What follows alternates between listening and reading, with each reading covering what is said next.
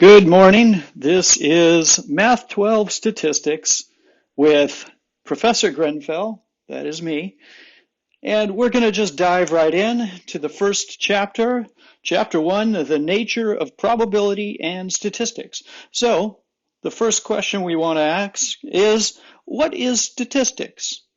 So, statistics is the science of conducting studies to collect data, to organize data, to summarize data, to analyze the data, and then, if possible, to draw conclusions from the data. This is probably the most important right here, so I'll underline it in purple as well.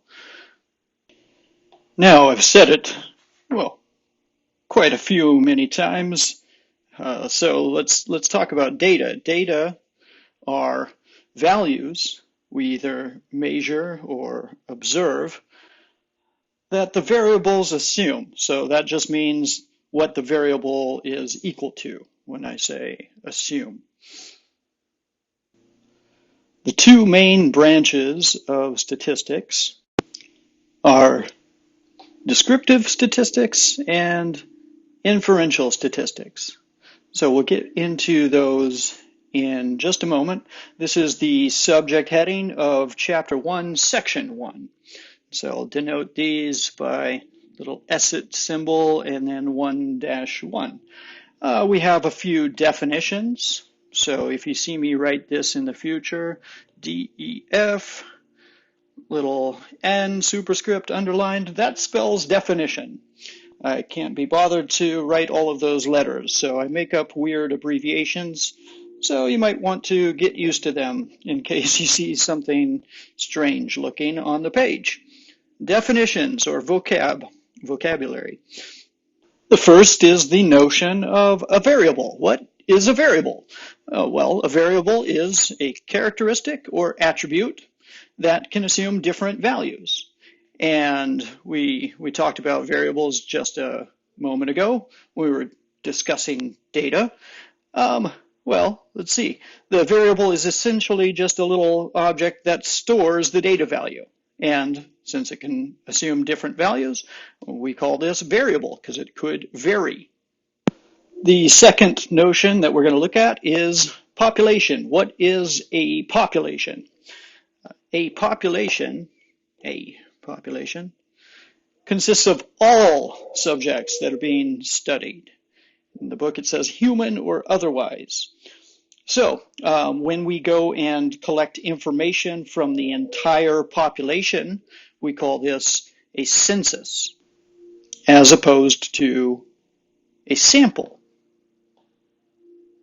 A sample is a subgroup of subjects that we select from the population. So, as an example, the population that we might be considering is, let's say, every single adult in the United States. And for our sample, since we can't necessarily go and talk to every single adult in the United States, we'll select, let's say, 1,000 people at random. So there's our example, the population, the entire set of all of the adults in the United States versus a sample, 1,000 people. Next, the two main branches of statistics are descriptive statistics and inferential statistics.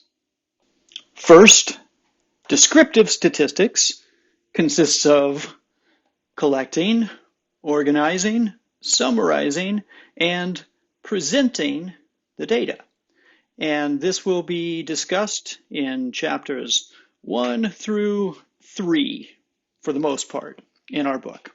When we're talking about descriptive statistics, it's usually because we're dealing with just a sample.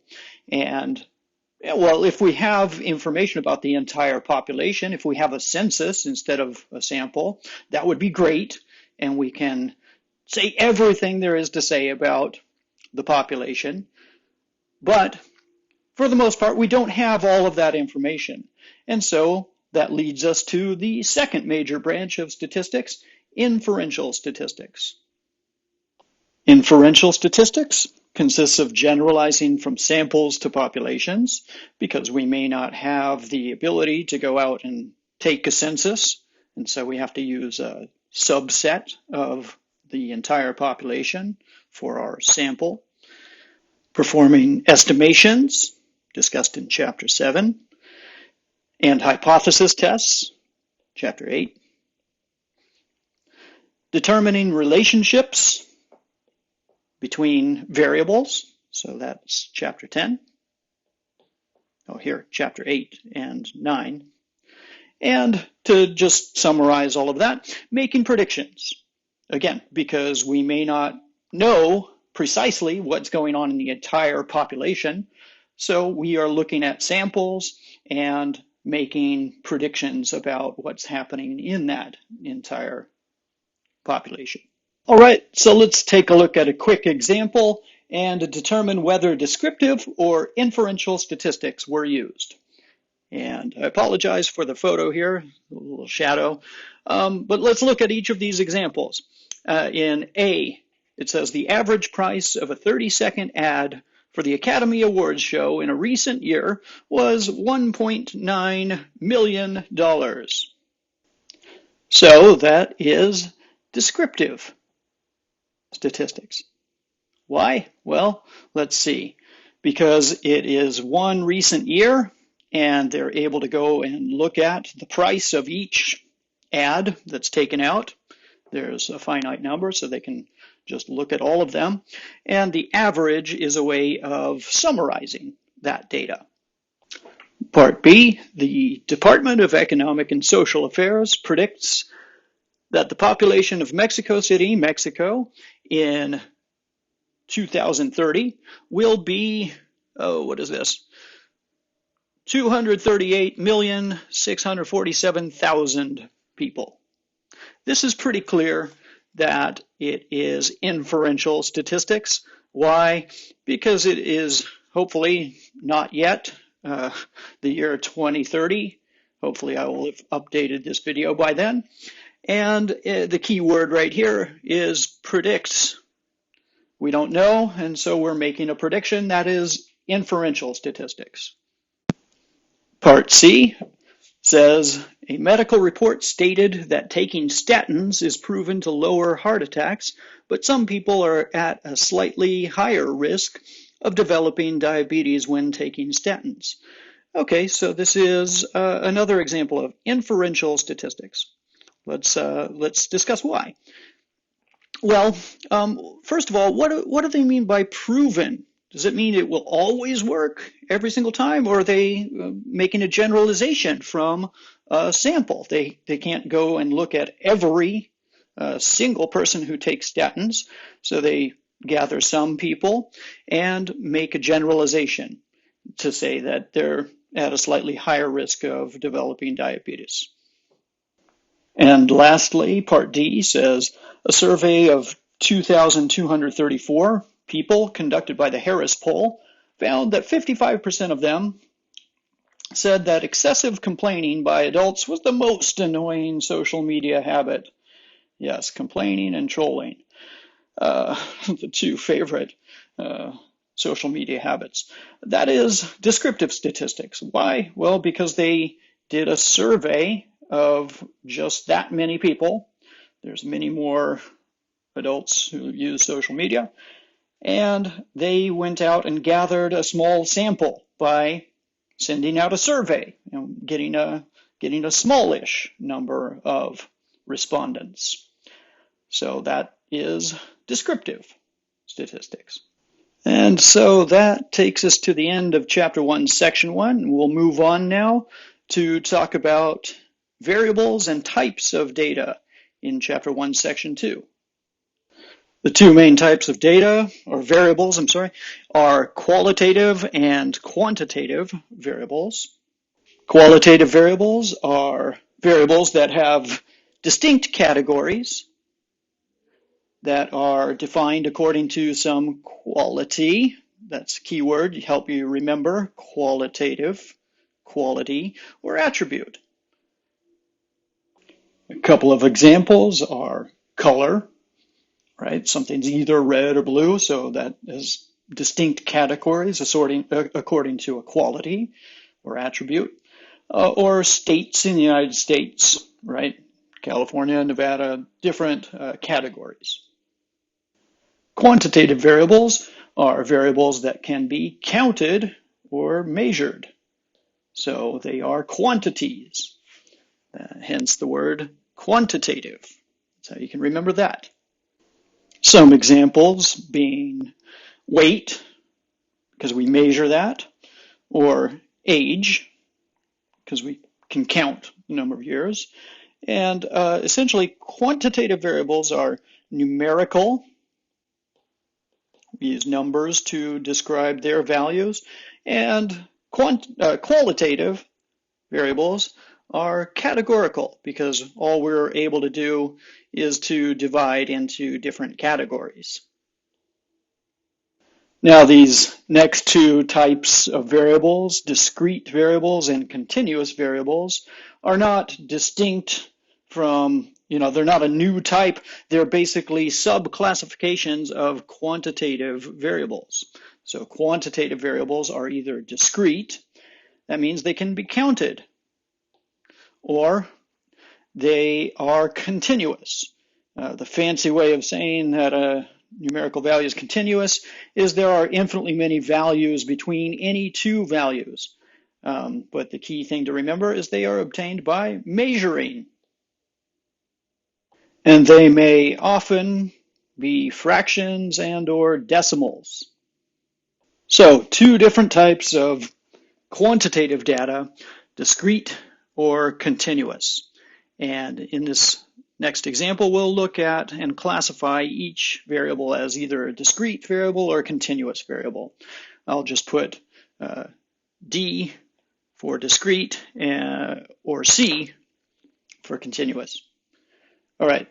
The number of hours during a week that children ages 12 to 15 reported that they watched television. Well, this would be continuous. Why? Well, because time is measured. All right, in part B, the number of touchdowns a quarterback scored each year in his college football career would be an example of discrete data. Why is that? Because the number of touchdowns, the way we get that is we just count them up. The number of touchdowns is counted. So therefore, it is a discrete variable. In part C, the amount of money a person earns per week working at a fast food restaurant is another example of a discrete variable. Why? Well, because money values can only break down to dollars and cents. So the smallest amount is cents, and therefore we can count it.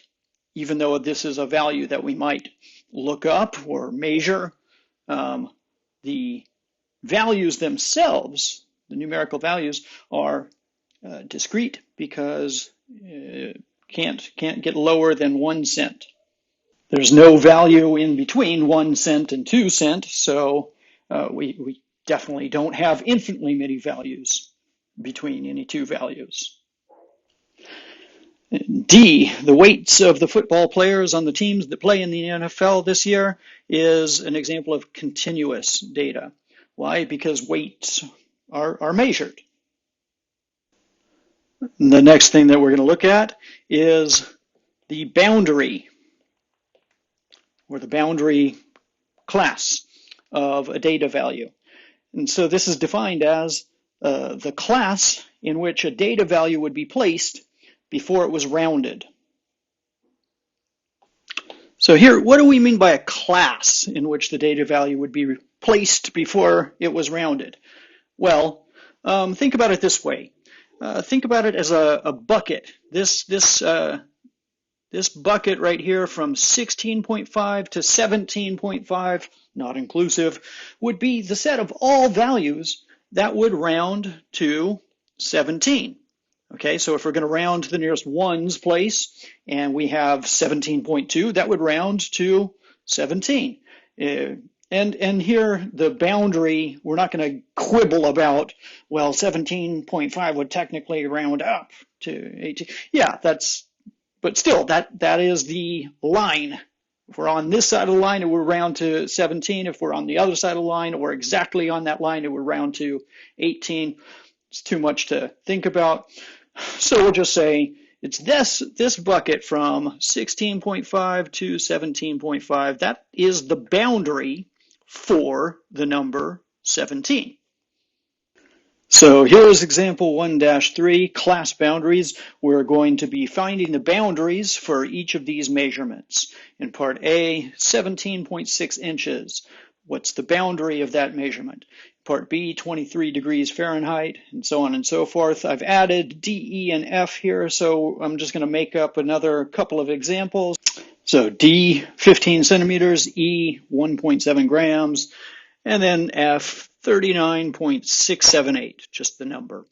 Okay, so we'll jump in here to part A, 17.6 inches. I'll leave off the inches just for simplicity's sake. And where we're going to start is with the upper boundary for this class. So here we'll put 17.6 because this is the easier one to do. All we're going to do is just tack on, just throw on another digit of accuracy and have that be a 5. That's it. That's all we got to do. For the lower boundary of the number, we're going to take the last digit itself, and subtract 1. Okay, so that would be 17.5. Notice we're not going to say subtract the numerical value 1, because that would be 16.6. So we're just decreasing the last digit by 1. And then after that, we're just going to put on, shouldn't say add because we're not adding, we're going to put on an extra digit, and that digit is going to be 5. So the boundary for 17.6 is 17.55 up to 17.65. Those would be all of the values that would round to 17.6. Just keep in mind, 17.65 itself would technically round up to 17.7. So we're assuming that it's everything up to but not including that value. But that's still the so-called boundary. For the number 23, this one's easy. We're going to start with the upper boundary. We're just going to put on an extra digit. So that would be 23.5 for the upper boundary. For the lower boundary, we're going to say 20. Just look at the last digit. 20, decrease that 3 to 2, and there it is. We're going to just, after that, put on an extra digit of 5. So the boundary for 23 degrees Fahrenheit would be 22.5 to 23.5 degrees Fahrenheit. Okay, part C, 154.62.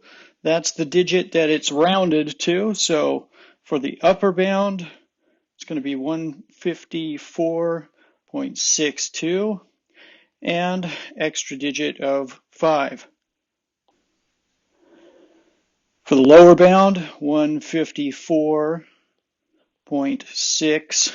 Okay, decrease it by 1, 154.61, and then put on the 5. All right, 15. How do we do this? Well, it's going to be pretty easy, just like the rest of them. Start off with the simpler one, the upper, 15, put on a 5. Okay, you got to put a decimal place to do that. And then here we take that down by 1, 14 point, put on a 5. 14.5 to 15.5 is the boundary. Okay. How do we do this? 1.75. We're not subtracting 1, we're decreasing the last digit by 1.